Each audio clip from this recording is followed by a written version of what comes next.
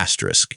Imagine saving $50 on a portable tool only to instantly total your $5,000 engine management system. It happens in less than a millisecond. One single spark, an unmitigated voltage spike, and your dashboard lights up like a Christmas tree permanently. Your vehicle is dead, the central computer is melted, and you are left stranded with a repair bill that eclipses the actual value of the car. Right now, millions of drivers all over the world are carrying what they genuinely believe is an emergency lifesaver. It sits quietly in their trunk, under their seat, or tucked away in their glove box. Portable lithium-ion jump starters have completely revolutionized the roadside assistance industry, completely replacing traditional jumper cables.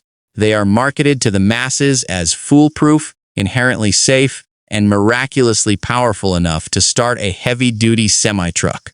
But behind the glossy marketing campaigns, the sleek packaging, and the thousands of automated, fake 5-star reviews lies a quiet, highly expensive engineering truth. The standard advice you see printed in your factory owner's manual or broadcasted by generic consumer testing reports tells you that any certified portable jump starter is perfectly safe for a modern vehicle.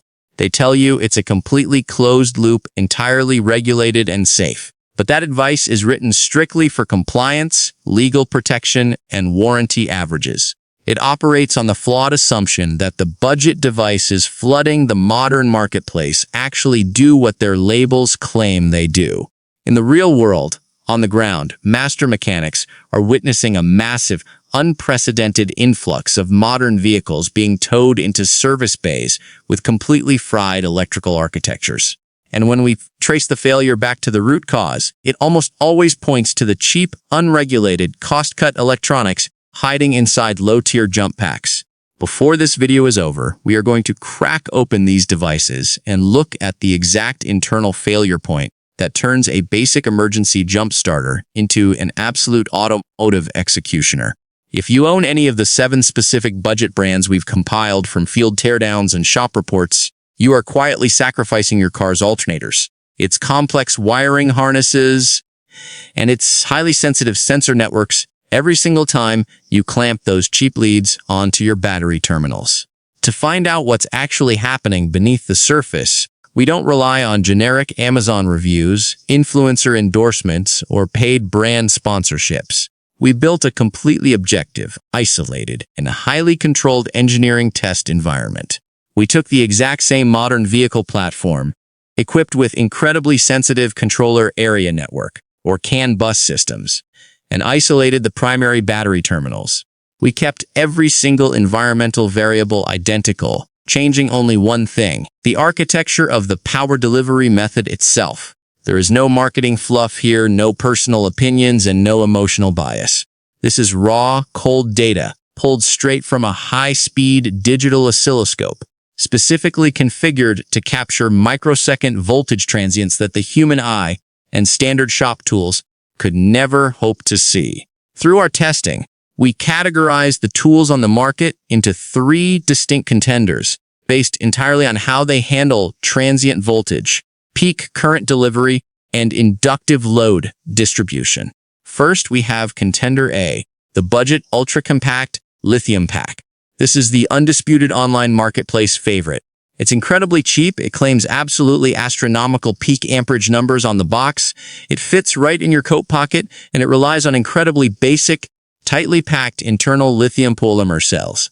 Second, we look at Contender B, the heavyweight professional rolling charger. This is the ultimate shop specialist. It's a massive, heavy, mains-powered or heavy lead-acid transformer unit designed specifically to dump raw, unyielding, brutal current into completely frozen commercial trucks and heavy machinery. And finally, we have Contender C, the smart clamp supercapacitor system. This is the unexpected, highly advanced underdog of the group. It uses absolutely no internal chemical batteries whatsoever to store its charge. Instead, it harvests the residual, low-voltage energy left inside your dying vehicle battery, stores it instantly across high-density physical capacitors, and discharges it back into the starter motor with active, silicon-controlled rectification. Let's start our analysis by diving deep into Contender A, the incredibly cheap lithium packs that completely populate the top search results of major online retailers. On paper, these devices look completely flawless to the average consumer. They cost less than a single tank of premium fuel, they weigh less than a pound, and they even double as a convenient power bank to charge your smartphone on long road trips. But when we analyze the actual electrical signal under a true engine cranking load, we expose a terrifying dark side. These budget units utilize incredibly cheap, severely cost-cut battery management systems, or BMS. In order for these manufacturers to hit the massive, heavily exaggerated peak amp ratings they brag about on the front of the box, they completely omit crucial safety components like reverse polarity protection and inductive kickback suppression. Think about exactly what happens inside your engine bay during a jump start. Your battery is dead, meaning its internal resistance is incredibly low, acting like an open sponge for electricity. You hook up this cheap lithium pack, and it dumps a massive wave of raw current into the system to force the starter motor to spin. But the exact microsecond your engine finally fires and wakes up, the vehicle's alternator instantly activates. It immediately begins pushing 14.4 volts of alternating current, converted to direct current, back down the line to recharge the electrical grid. A premium engineered jump pack instantly senses this reverse current and violently cuts the circuit in a matter of microsecond to protect itself and the vehicle. A cheap budget pack completely fails to block it. This failure causes a catastrophic inductive voltage spike, a massive walls of feedback electricity that often exceeds 24 to well over 30 volts that shoots violently backward into your car's delicate electrical grid. That microsecond spike causes severe, irreversible early degradation to your vehicle's solid-state electronics.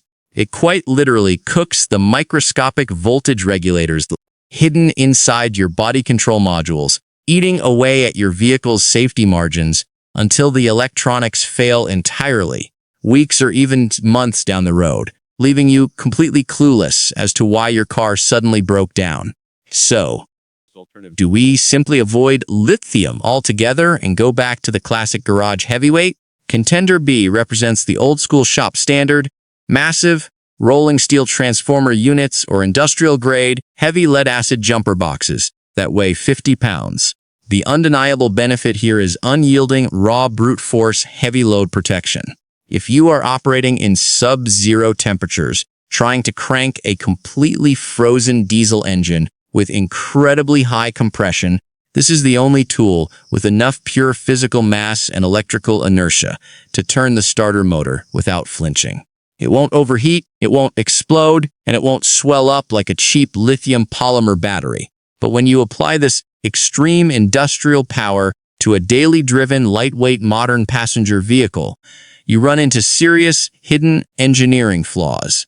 These massive systems completely lack precision. They deliver raw, brute force current with zero regard for delicate downstream electronics. Modern vehicles no longer rely on simple copper wires and basic relays. They utilize incredibly intricate, low-voltage communication networks operating on mere millivolts. The massive electrical drag, combined with the raw current ripple generated by an industrial garage charger, can easily overwhelm the fine grounding paths of modern digital sensors. It is an exercise in pure overkill, introducing an immense amount of unnecessary risk to a vehicle that requires a scalpel, not a sledgehammer. To validate these laboratory data points with real-world field experience, we reached out directly to a master diagnostic technician working side a major European automotive dealership network. Because of incredibly strict corporate media restrictions and non-disclosure agreements, he spoke to us under the strict condition of absolute anonymity. He told us, and I quote, "We are replacing more engine control units, electronic steering racks, and advanced radar modules right now than at any other point in my 23-year career.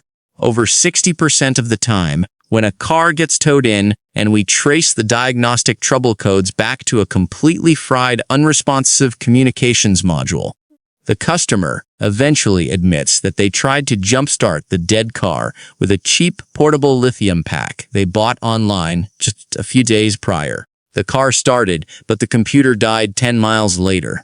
When we step back and look at the pure, cold lab data, balance beats extremes every single time.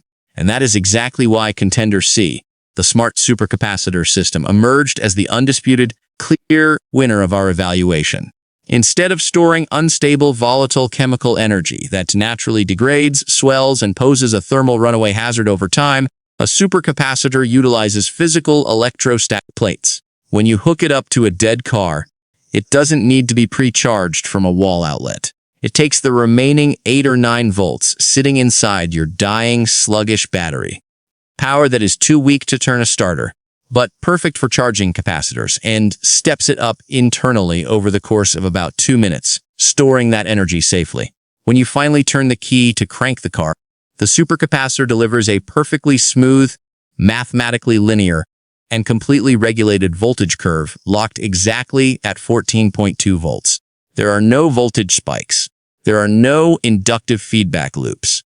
It represents complete total mechanical and electrical isolation between the power source and the vehicle's computer brain. So why don't major automotive manufacturers give you one of these advanced supercapacitor units right out of the factory?